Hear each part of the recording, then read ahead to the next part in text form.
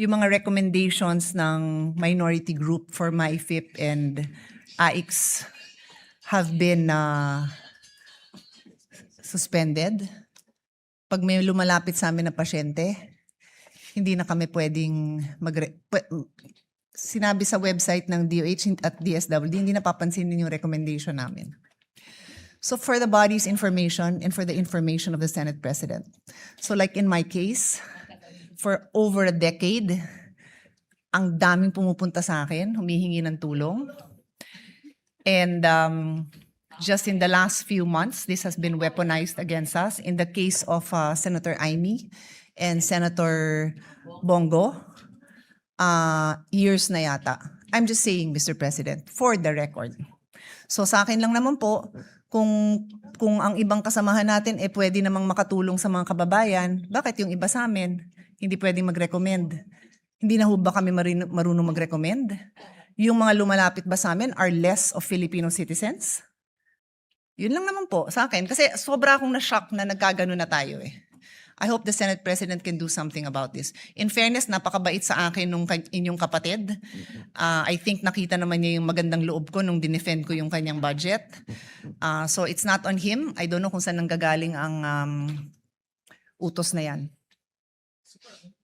Yes, well, ang Senate naman is recommendatory. Of course, we just recommend and we'll look into this Mr. President, matter. We've done it before during my time as Senate President, also Senator Cheese's time as Senate President, and also Senator Soto, as a matter of fact. He had put funds here in the Action Center for the senators, regardless of political color, Mr. President.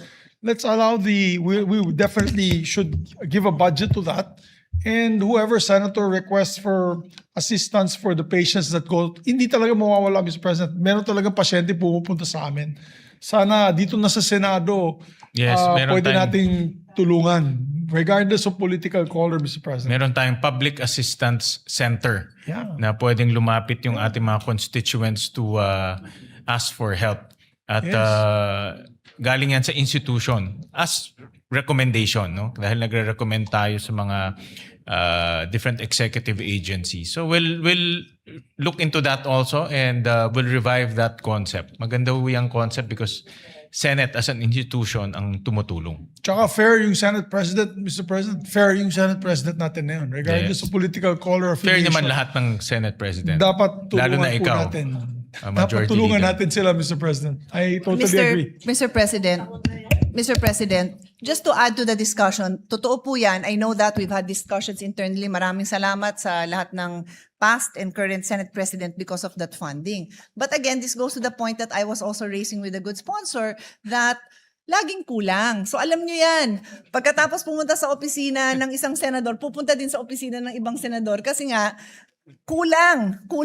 So, Mr. President, pagpunta nila dun sa baba, dun sa general fund na ng Senate office, iisa-isahin pa rin nila yung mga opisina ng mga senador kasi kulang ang pondo. That's the whole point.